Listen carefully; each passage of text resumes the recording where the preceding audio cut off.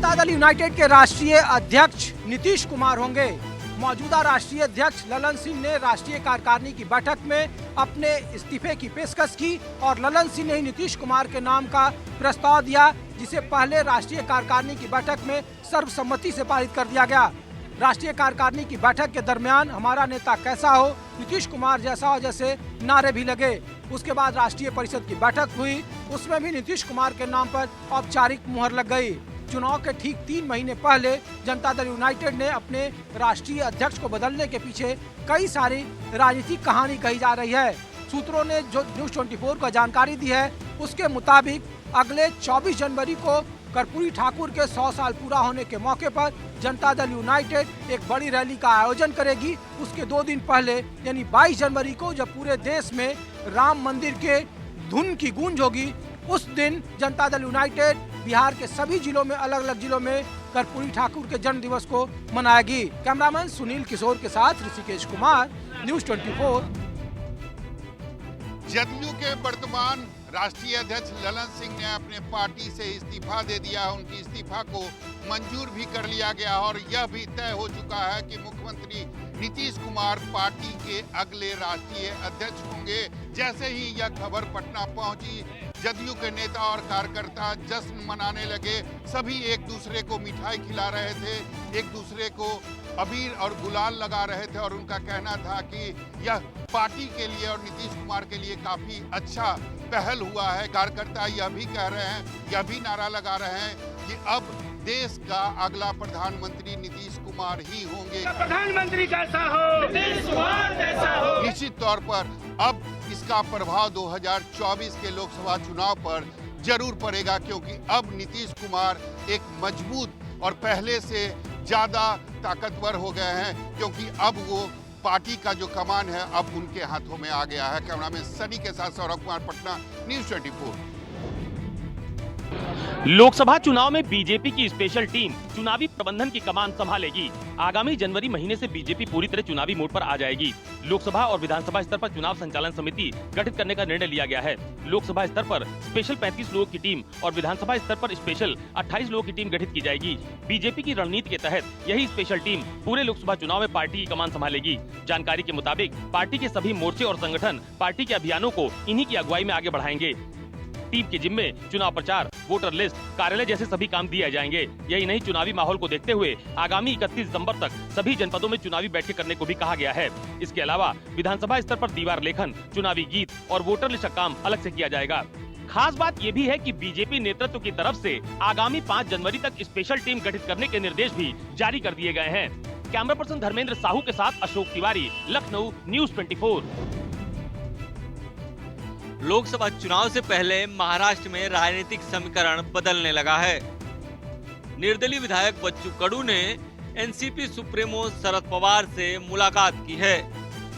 इस मुलाकात के कई राजनीतिक मायने निकाले जा रहे हैं, क्योंकि इस मुलाकात के बाद ही बच्चू कडू का बयान आया है, जिसमें उन्होंने कहा है कि वो तभी तक महायुति के साथ हैं जब तक एकनाथ शिंदे मुख्यमंत्री हैं। इससे पहले उन्होंने सरकार में कई महत्वपूर्ण भूमिका निभाई। मराठा आंदोलन में अनशन के दौरान मनोज जरांगे पाटिल को मनाने के लिए उन्होंने बिचौलिए का काम किया।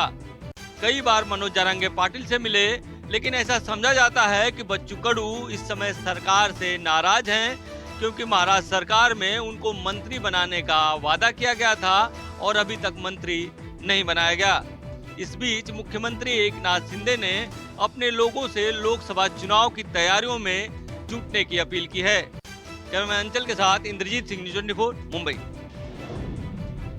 राजस्थान में मंत्रिमंडल के गठन का इंतजार किया जा रहा है। खुद बीजेपी के बड़े नेताओं को भी यह पता नहीं है कि मंत्रिमंडल का गठन कब होगा। हालांकि राजभवन में मंत्रिमंडल के शपथ को लेकर पूरी तैयारियां कर ली गई है। टेंट लगा दिए गए हैं, सोफे लगा दिए गए हैं, लेकिन लगातार अब भी सरकार से मिलने वाले निर्देश का इंतजार किया जा रहा है कि किस तरह से मंत्रिमंडल का गठन होगा, कब होगा, किस तारीख को और कितनी बजे होगा।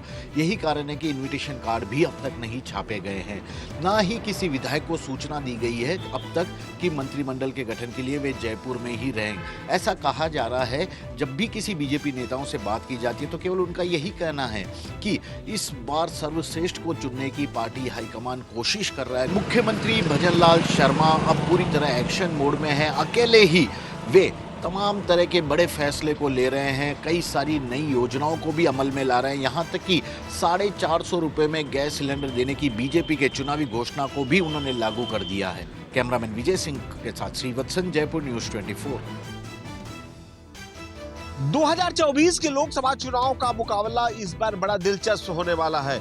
हमेशा से दिल्ली का रास्ता बिहार और उत्तर प्रदेश से होकर गुजरता था, लेकिन इस बार पश्चिम बंगाल की 42 सीट भी बहुत बड़ा महत्व रखने जा रही है। वहीं पे टीएमसी पार्टी लगातार प्रचार प्रसार कर रही है।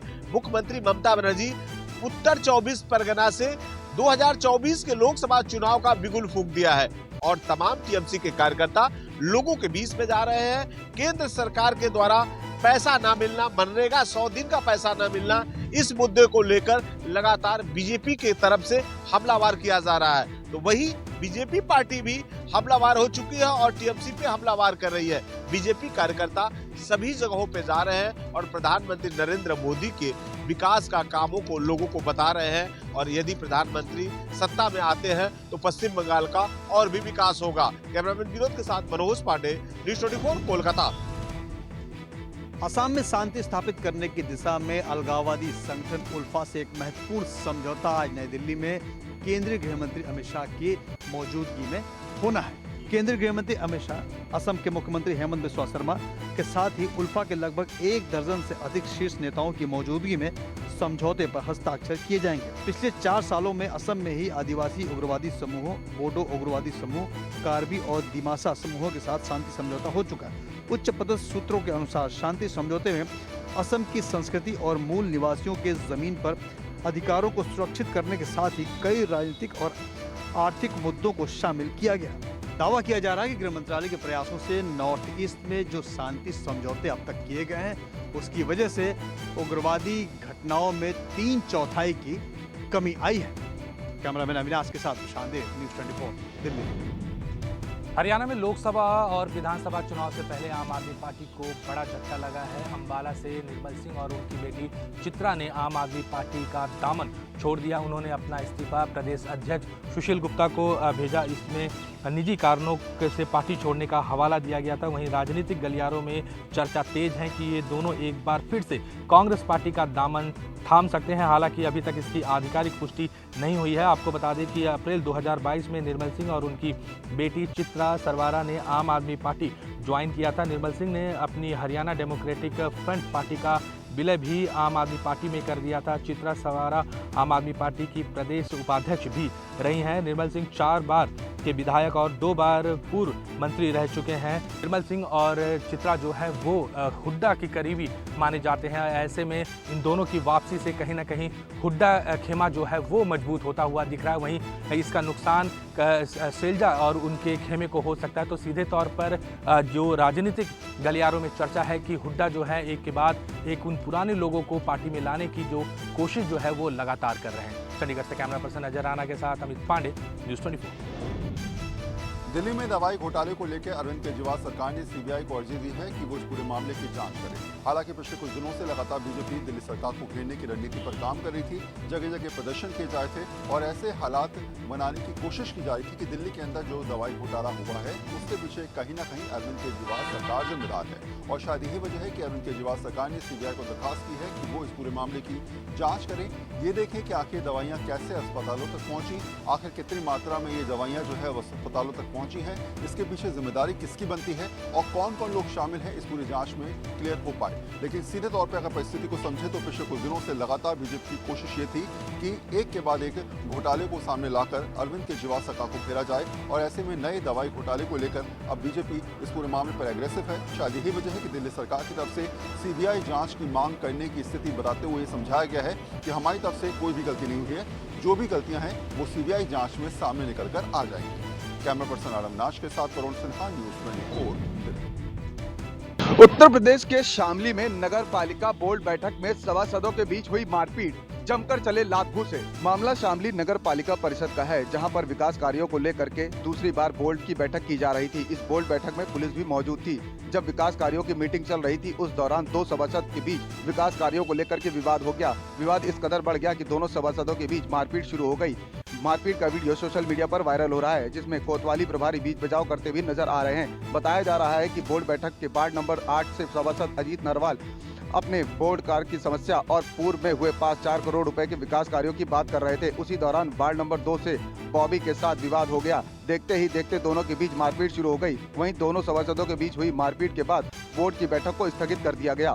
वहीं इस पूरे मामले में सपा अध्यक्ष अखिलेश यादव ने अपने सोशल मीडिया अकाउंट एक्स पर लिखा, भाजपा राज का सबक, समीक्षा बैठक में जाएं तो अपनी सुरक्षा का प्रबंध स्वयं करके आएं। कैमरा पर्सन धर्मेंद्र साहू के साथ मनोज पांडे, लखनऊ न्यूज 24।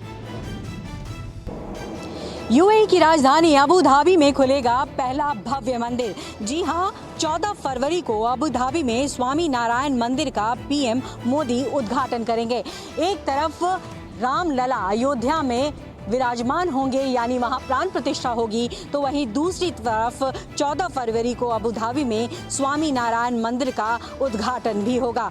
बैप्स यानी BAPS स्वामी नारायण संस्था के प्रतिनिधि मंडल ने पीएम आवास पहुंचकर उन्हें न्योता दिया है। BAPS स्वामी नारायण संस्था की ओर से ईश्वर चरण स्वामी जी और ब्रह्म बिहारी स्वामी जी ने पीएम मोदी से मुलाकात की और उन्हें इस पावन अवसर पर निमंत्रित किया है। हालांकि आपको बता दें कि पीएम मोदी ने प्राण प्रतिष्ठा महोत्सव और लोकार्पण समारोह के लिए भेजे गए निमंत्रण को स्वीकार भी कर लिया है। साथ ही साथ ये जानना भी बहुत जरूरी है कि जिस तरीके से ये भव्य मंदिर का अब अनावरण होने जा रहा है, यानी उद्घाटन होने जा रहा है 14 फरवरी को, उसकी आधारशिला प्रधानमंत्री नरेंद्र मोदी ने 2018 में रखी थी।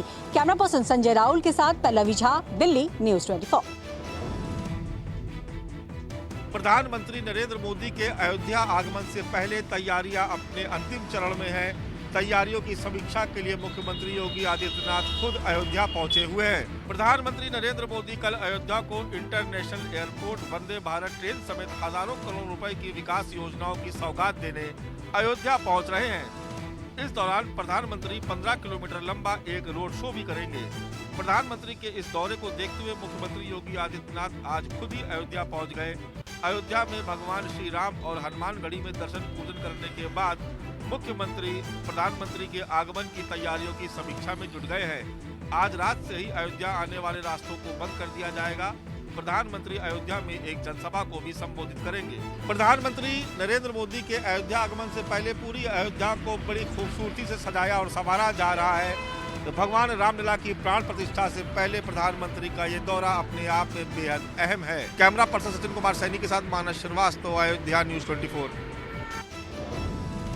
अयोध्या के राम मंदिर के शिखर पर लगने वाले ध्वज स्तंभ और 108 फीट की अगरबत्ती के बाद अब भव्य राम मंदिर के लिए अहमदाबाद से एक और तोहफा। राम मंदिर में प्रस्थापित करने के लिए जय भोले ग्रुप अहमदाबाद की ओर से पंच धातु का एक अजय बाण मंदिर में प्रस्थापित करने के लिए बनाया गया है, जिसे शक्तिपीठ अंबाजी में शास्त्रोक्त विधि से पूजा कर अयोध्या मंदिर में भेजा जाएगा। अयोध्या में बन रहे भव्य राम मंदिर और मंदिर में रामलला की स्थापना की पुरजोश तैयारियों के बीच अहमदाबाद से जय भोले ग्रुप ने भी मंदिर के लिए पौराणिक ग्रंथों में वर्णित शक्ति बाण यानी कि अजय बाण की प्रतिकृति का निर्माण किया है। पौराणिक कथाओं के अनुसार अजय बाण का शक्तिपीठ अंबाजी से गहरा संबंध है। 5 लाख की लागत से पंच धातु से बना ये तीर 5 फीट लंबा है और इसका वजन 11 किलोग्राम से भी ज्यादा है। ये अजय बाण 10 जनवरी को राम मंदिर में भेजा जाएगा। कैमरामैन प्रभात के साथ भूपेंद्र सिंह, अहमदाबाद न्यूज 24। अयोध्या में रामलला के मंदिर के प्राण प्रतिष्ठा का दिन जैसे जैसे नजदीक आ रहा है, हर तरफ माहौल राममय होते जा रहा है। इसका असर नेपाल के जनकपुर में भी है। वहां से भी अयोध्या में प्राण प्रतिष्ठा के लिए नेपाल की 8 प्रमुख नदियों का जल लाया जा रहा है और इसी जल से भगवान श्री राम की प्रतिमा का जलाभिषेक होगा। इसके लिए विशेष रथ से ये तमाम जल को एक पात्र में रखकर अयोध्या ले जाया जा रहा है और इसके लिए बिहार के ये कई जिलों से गुजरते हुए अयोध्या पहुंचेगी। जो लोग इस पूरे रथ यात्रा में शामिल हैं वो राम भक्त भगवान श्री राम के नारे जयकारे लगा रहे हैं। जगह जगह इस जल का पूजा हो रहा है और इसी जल से अयोध्या में जब उनका जलाभिषेक होगा और उसके बाद प्राण प्रतिष्ठा की जाएगी और इसके लिए खास तैयारियां की गई है। इसके अलावा जनकपुर से भगवान श्री राम के लिए कई ऐसी झांकी, जिसे कहते हैं जो उपहार है, वो भी ले जाया जा रहा है जो अयोध्या पहुंचेगी। कैमरामैन नीरज के साथ अमिताभ ओझा, पटना न्यूज़ 24। राजधानी दिल्ली समेत पूरे उत्तर भारत में सर्दी का सितम जारी है। मैदान से लेकर के पहाड़ों तक सभी जगह कड़ाके की ठंड पड़ रही है। पिछले कुछ दिनों में तापमान 3 से 5 डिग्री की गिरावट आई है, जिसका असर लोगों के जनजीवन पर पड़ रहा है। लोग अलाव जला करके ठंड से बचाव के रास्ते ढूंढ रहे हैं। वहीं कोहरे का जो कहर है वो भी जारी है। कोहरे की विजिबिलिटी जो है 0 से लेकर के 5 मीटर तक दिखाई दे रही है, जिसका असर यातायात के अलावा वाहनों और उसके साथ साथ ट्रेन और हवाई यातायात पर भी पड़ रहा है। जो विजिबिलिटी कम होने के कारण सड़क हादसे भी लगातार होते जा रहे हैं। वहीं 137 ऐसी उड़ानें हैं जो देरी से चल रही हैं। साथ ही 20 से अधिक ऐसी ट्रेन हैं जो अपने निर्धारित समय से 8 से 10 घंटे विलंब से चल रही हैं। इसका सीधा असर यातायात और विमान यातायात पर भी पड़ रहा है। कैमरा पर्सन संजय राहुल के साथ में मोहम्मद यूसुफ, न्यूज़ 24। भारत पाकिस्तान अंतर्राष्ट्रीय सीमा और नियंत्रण रेखा पर इस समय 2 ऑपरेशन बीएसएफ और भारतीय सेना की ओर से शुरू किए गए हैं। इन दोनों ऑपरेशन का नाम है ऑपरेशन भस्म और ऑपरेशन सरधावा। ऑपरेशन भस्म का मकसद है कि जो भी आतंकी भारतीय सीमा में घुसपैठ करने की कोशिश करेंगे, उन आतंकियों को भस्म करना है, यानी उन आतंकियों को ढेर करना है। तो वहीं ऑपरेशन सर्द हवा का मकसद है कि इस समय बेहद ज्यादा सर्दी एलओसी के इलाके पर है, अंतर्राष्ट्रीय सीमा के इलाके पर है। पारा 0 से नीचे चल रहा है, तो ऐसे में कड़ाके की ठंड के बावजूद भी जवान बेहद ज्यादा अलर्ट हैं और जवानों को ये निर्देश दिए गए हैं कि आप लोग एक्स्ट्रा अलर्ट रहें, क्योंकि दुश्मन लगातार अपने नापाक इरादों को कामयाब करने की कोशिश कर रहा है। बॉर्डर पर एंटी ड्रोन गन्स को भी तैनात किया गया है, क्योंकि ड्रोन भी समय एक बड़ी चुनौती बना हुआ है। कैमरामैन पवन के साथ पंकज शर्मा, न्यूज़ 24, जम्मू। मराठा आरक्षण की मांग को लेकर आंदोलनकारी मनोज जारंगे पाटिल अब आर पार के मूड में हैं और सरकार की मुश्किलें और बढ़ाने वाले हैं। मनोज जारंगे पाटिल के नेतृत्व में मराठा समाज 20 जनवरी को मुंबई कूच करने वाला है। इससे पहले जारंगे पाटिल का एक प्रतिनिधिमंडल आज मुंबई में दाखिल हो चुका है। 10-12 गाड़ियों के काफिले के साथ यह प्रतिनिधिमंडल सुबह दादर के शिवाजी पार्क मैदान का दौरा किया। इसके बाद वो पुलिस स्टेशन गया और पुलिस स्टेशन में परमिशन की बात की। इसके बाद ये प्रतिनिधिमंडल बीकेसी के मैदान का भी जायजा लेने वाला है। ओबीसी नेताओं ने आजाद मैदान में ओबीसी समाज के एक सभा के लिए परमिशन मांगी है। इससे सरकार की मुश्किल और बढ़ गई है और सरकार को डर है कि कहीं ओबीसी और मराठा समाज आमने सामने न आ जाए। कैमरा राजेंद्र के साथ इंद्रजीत सिंह, न्यूज़ 24, मुंबई। मध्य प्रदेश में मुख्यमंत्री बनने से लेकर मंत्रिमंडल के गठन की बात हो या फिर अब मध्य प्रदेश में मंत्रियों को विभागों के बंटवारे की बात, सभी काम बहुत देरी से हो रहे हैं और उसमें लंबा वक्त लग रहा है। देखिए, मुख्यमंत्री मोहन यादव दिल्ली दौरे पर हैं, कल से दिल्ली दौरे पर हैं, आज दिल्ली में हैं और बैठक कर रहे हैं। शीर्ष नेतृत्व के साथ उनकी बैठक है। इस बैठक में सबसे महत्वपूर्ण विषय है मध्य प्रदेश का कि मंत्रियों को विभाग कौन सा किसे सौंपा जाए। आपको बता दें कि मंत्रिमंडल में 28 मंत्रियों की पद की शपथ हुई है, जिसमें से 18 कैबिनेट मंत्री बनाए गए हैं। लेकिन इन सबके बीच कुछ नए चेहरे भी हैं और पुराने चेहरों को बाहर कर दिया गया है। अब जो फैसला होना है वो लगातार इसी बात पर कयास लगाया जा रहा है कि दिल्ली आलाकमान ही इस पर अंतिम फैसला लेगा। मंत्रिमंडल में जो विभागों का बंटवारा होगा इस बार, उसमें भी बहुत कुछ बदलाव देखने को मिल सकता है। लेकिन फिलहाल कयास यही है कि आप मंत्रिमंडल में विभाग जो है वो कब मिलेंगे। कैमरा पर्सन कमलेश व्यास के साथ विपिन श्रीवास्तव, न्यूज़ 24, मध्य प्रदेश। नए साल के स्वागत के लिए मुंबई पूरी तरह से तैयार है। बड़ी बड़ी पार्टियों का आयोजन किया जा रहा है। होटल, रेस्टोरेंट, पब और कुत्ता पार्लर की बुकिंग फुल हो चुकी है। इस बार नए साल का जश्न मुंबई में सुबह 5 बजे तक मनाया जाएगा। ऐसे में मुंबई पुलिस की मुश्किलें भी बढ़ सकती है। पिछले साल 11,500 से ज्यादा पुलिस के जवानों को तैनात किया गया था और बताया जा रहा है कि इस बार ये संख्या और भी बढ़ सकती है। होटल, रेस्टोरेंट और पब के बाहर सादे कपड़े में पुलिस के जवान तैनात होंगे और भीड़ भाड़ वाली जगहों पर सीसीटीवी कैमरा और ड्रोन के जरिए निगरानी रखी जाएगी। इतना ही नहीं, सड़कों पर हुड़दंग रोकने और शराब पीकर गाड़ियां चलाने वालों पर जो है पुलिस की टीम कार्रवाई करेगी। इसके लिए ट्रैफिक पुलिस के जवानों को भी तैनात किया जाएगा। कैमरामैन अखिलेश सिंह ठाकुर के साथ Rahul Pandey, news 24 Mumbai. Master of philosophy यानी एमफिल को यूजीसी ने अमान्य करार दे दिया है, या यूं कहें इसे अब डिसकंटिन्यू कर दिया गया है। दरअसल मास्टर ऑफ फिलॉसफी एक 2 साल का post graduate academic research programme है, जिसे पीएचडी के लिए एनरोलमेंट के तौर पर भी यूज किया जाता है। दरअसल आपको यहाँ बताएं कि एनईपी 2020 यानी नई राष्ट्रीय शिक्षा नीति के अनुसार अब 1 साल का एकेडमिक रिसर्च प्रोग्राम जो है वो अनिवार्य हो गया है। यानी अब आप चाहे कोई भी कोर्स करें, आपको 1 साल का रिसर्च बेस्ड प्रोग्राम करना होगा। यानी कि अगर आप अंडर ग्रेजुएट कोर्स की भी बात करें, जो पहले 3 साल का था, अब उसकी अवधि 4 साल कर दी गई है और जो चौथा साल है उसमें रिसर्च कराया जाएगा।